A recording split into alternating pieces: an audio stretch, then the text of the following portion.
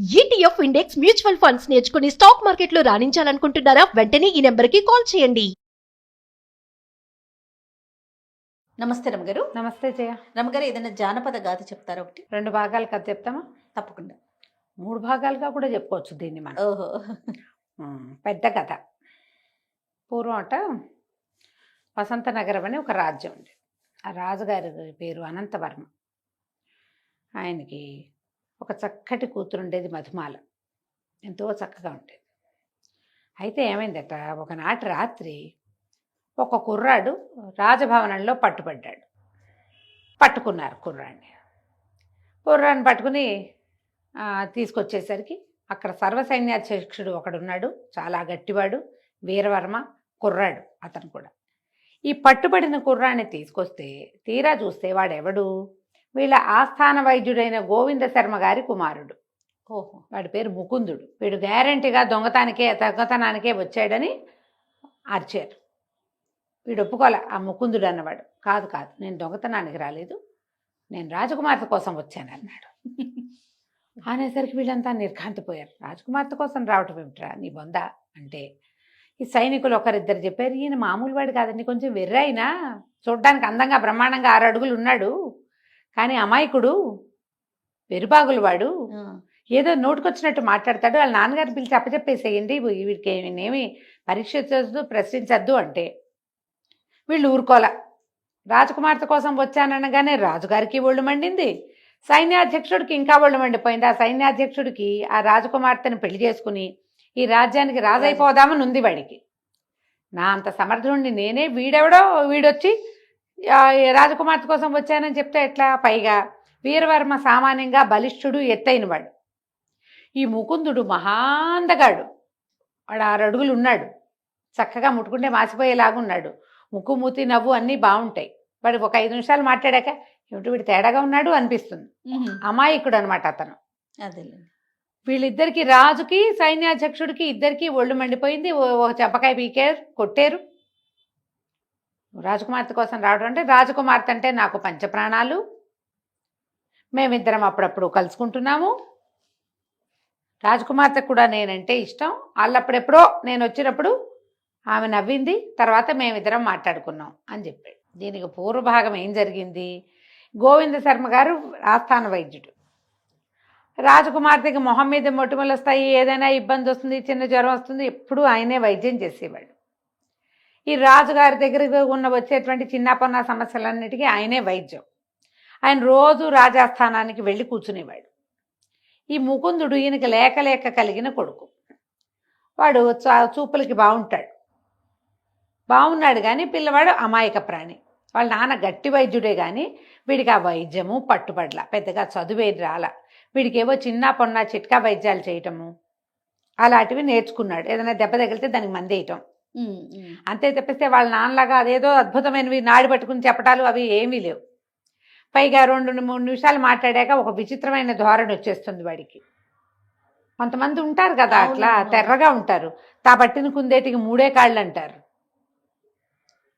నవ్వుతాడు, ఆ నవ్వు తీయడు మొహం మీద నుంచి. ఆయన ఎప్పుడూ తన కొడుకుని రాజుగారికి చూపించల.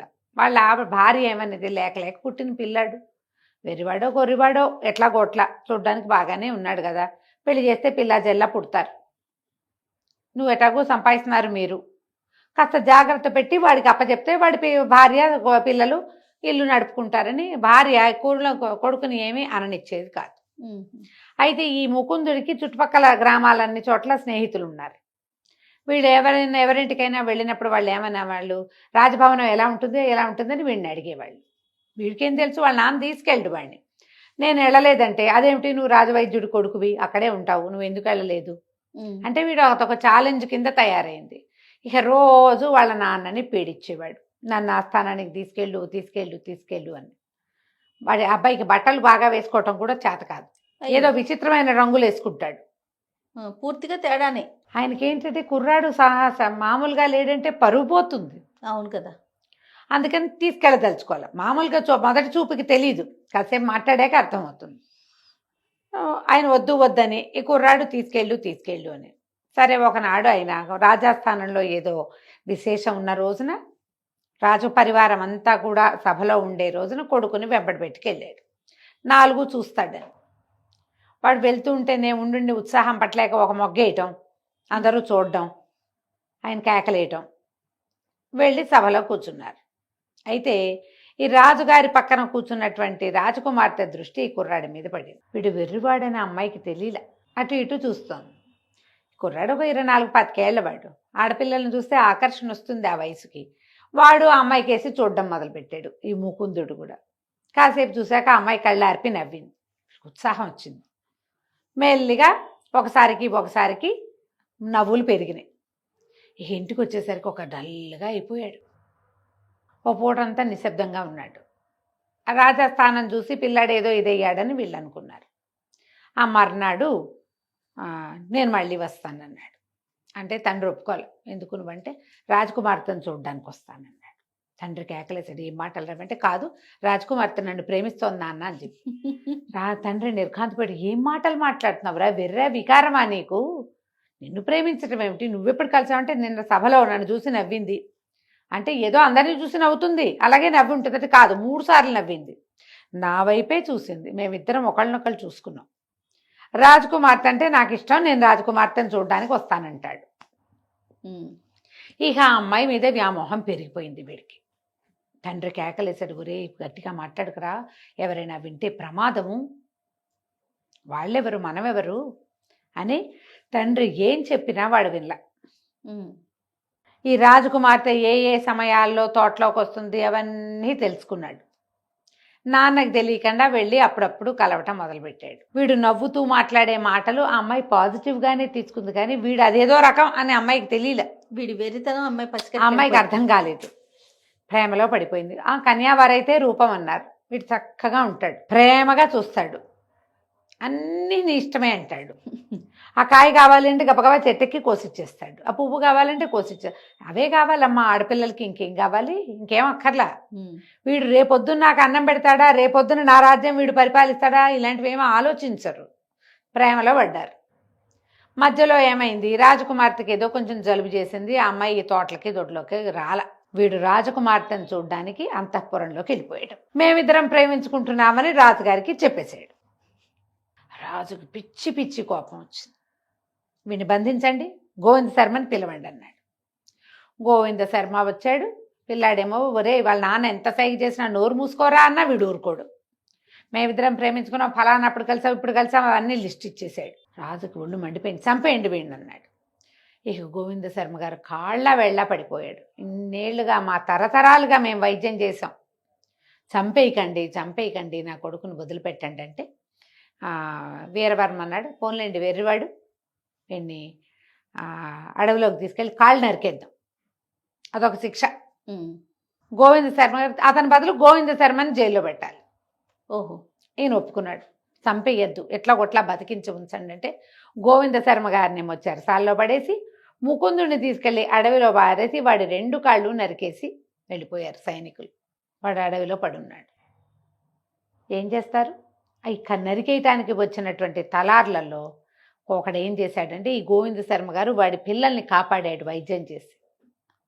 వాడు కొంత ఆహారము, కొంత ధనము వచ్చేటప్పుడే పట్టుకొచ్చి, బాబు ఇక్కడ పెడుతున్నా, ఎట్లా కొట్లా బతికిపోనాయన, మీ అమ్మ బెంగ పెట్టుకుని చచ్చిపోతుంది, నువ్వు బతికే ఉండటానికి ఒక ఆసరా ఉంటుందని అవేవో అప్పచెప్పేసి వెళ్ళిపోయారు.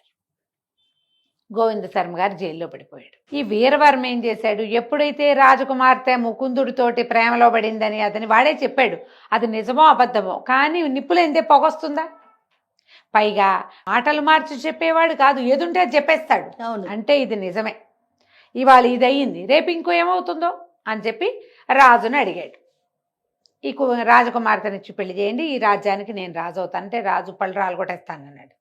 పిచ్చి వేషాలు వేయద్దు, నీ జాతి ఏంటి మా జాతి ఏంటి, క్షత్రియుగా నేను పెళ్లి చేసుకోవాలంటే క్షత్రియుడు కావాలి, నువ్వు క్షత్రియుడు కాదు, లేదా నువ్వు క్షత్రియుడు అయినా నీ సంగతి మాకు చాలదు అనేసరికల్ ఈయన ఏమన్నాడు, ఈ సైన్యాధిపతి వీరవర్మ సైనికుల్ని పిలిచి, గోవింద శర్మ గారికి తోచట్లేదుట, రాజుగారు తీసుకెళ్ళి అక్కడ కూర్చోబెట్టండి అన్నాడు. రాజు నిర్ఘాంతపై చూస్తుండగానే సైనికులు తీసుకెళ్లి రాజుగారిని చెరసాల్లో బారేశారు. ఇక రాజకుమార్తె ఒంటరిగా దొరికేసింది. ఈ రాజ్యంలో కథ ఇదా. ఈ కాళ్ళు నరకబడి అక్కడ పడేసున్న ముకుందుడు అటా పడున్నాడు. కాళ్ళు నొప్పులు మండిపోతున్నాయి, నెత్తురు గారిపోతుంది. ఇక అడుగు పడదు. ఉమ్. ఏ రకంగా నేను నడవగలను? అడవిలో ఎక్కడికైనా వెళ్ళి బతకాలంటే కాళ్ళు కాళ్ళు ఉండాలి. ఉండాలి కదా. చేయి లేకపోయినా బతకచ్చు. ఒక చేయి పోయిందనుకో, ఓ చెయ్యి ఓ కాలు కాకుండా 2 కాళ్ళు నరికేశారు. అయ్యి వికలాంగుండి అయిపోయాను నేను. వాడు ఏడుస్తూ పడున్నాడు. కాసేపటికి పిచ్చి దాహం వేసేస్తోంది. ఏం చెయ్యాలో తెలియదు. అటా పడుంటే ఇంతలో ఏమైంది, ఏదో పెద్దగా కిచకిచ కిచ అనే శబ్దం అయ్యి ఒక పక్షి ఒకటి పరిగెత్తుకుంటూ వచ్చి ఇతని దగ్గర పడిపోయింది. ఎక్కడి నుంచో చిన్న పక్షి, పెద్ద తోక, చాలా కుచ్చుకుచ్చుగా ఉంది. దానికి వెనకకి అంత పుల్ల దిగి ఉంది వెనక భాగంలో. అయ్యో అని దాని దగ్గరికి తీసుకున్నాడు. ఆ పక్షి వెంటనే ఏం చెప్పింది, విచిత్రంగా మాట్లాడింది. నన్ను రక్షించు, నన్ను రక్షించు, నీకు సహాయం చేస్తాను, 2 వేటగాళ్ళు వస్తున్నారు, వాళ్ళ నుంచి నన్ను రక్షించు అనగానే ఏం చేశాడు, వీడికి చిన్న చిన్న వైద్యాలు తెలుసు కదా, ఆ పుల్ల లాగేసి విసిరేశాడు. విసిరేసి కాస్త అటు ఇటు చూస్తే ఏవో 2-3 ఆకులు కనపడ్డాయి. డేక్కుంటూ మెల్లిగా ఆకులు తీసుకొచ్చి నలిపి ఆ పక్షికి ఎక్కడైతే దెబ్బ తగిలిందో, పుల్ల లాగేశాడుగా, అక్కడ పెట్టేసి దాన్ని గట్టిగా అదం పెట్టి ఆ పక్షిని ఇట్లా తన బట్టల్లో దాచుకుని పొదల చాటుకి మెల్లిగా డేక్కుంటూ వెళ్ళి ఒక పొద చాటును కూర్చున్నాడు. 2 వేటగాళ్ళు వచ్చారు అక్కడికి. ఇక్కడే ఎక్కడో పడిందిరా, ఎక్కడ ఉంది అని వెతకడం మొదలుపెట్టారు. ఎంత వెతికినా వాళ్ళకి కనపడ్డా. ఇంతలో ఏమైంది, ముకుందుడు వెర్రివాడంటే ఒక టెంపర్తనం ఉంది కదా వాడికి. వీడు ఏ పొదలో దాక్కున్నాడో ఆ పక్కన ఒక పొట్ట ఉంది, అందులోంచి ఒక పాము వస్తుంది బయటికి.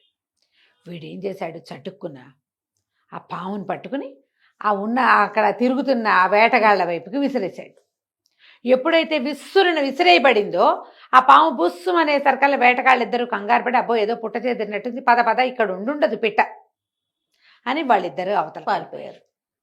ఈ బట్టల్లో నుంచి ఆ పిట్టను బయటికి తీస్తే ఆ పిట్టను అడిగాడు, ఎవరు నువ్వు, ఇదేంటి ఎట్లా మాట్లాడుతున్నావు, నీకు మాటలు ఎట్లా వచ్చు అంటే, నాకు చాలా విషయాలు వచ్చు, నాకు 200 రెట్లు బరువున్న వస్తువుని కూడా మోయగలను, అందుకని వీళ్ళు తమ దగ్గర ఉంటే వీలుగా ఉంటుందని వాళ్ళు నన్ను పట్టుకోవటానికి ఈ పని చేశారు.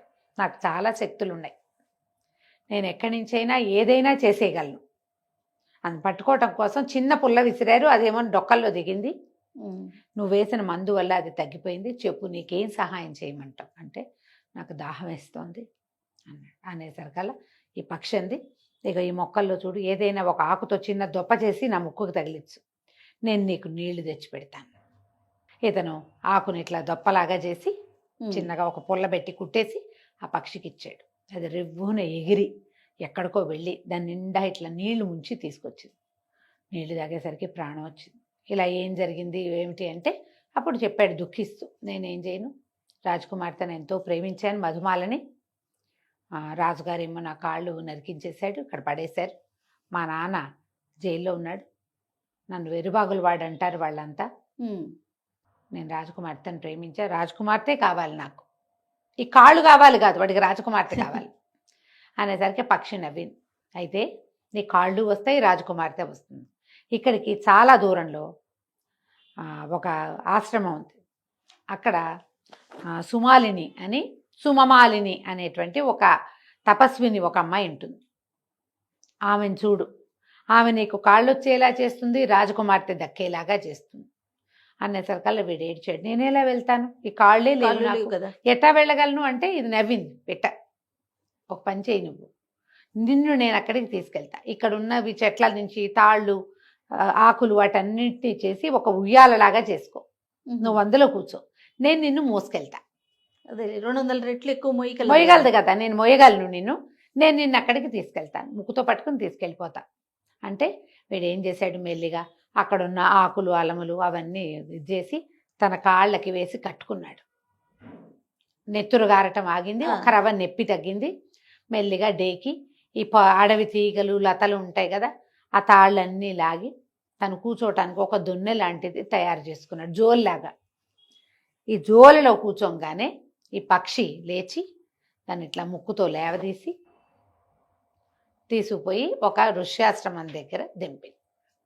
ఆ ఋష్యాశ్రమంలో దిగిన ఈ ముకుందుడు, కాళ్ళొచ్చాయా, రాజకుమార్తె దక్కిందా, ఈ ఋష్యాశ్రమంలో ఎవరున్నారు మనం వచ్చే భాగంలో తెలుసుకుందాం. తప్పకుండా రమ్మగారు. నమస్తే. నమస్తే జీ.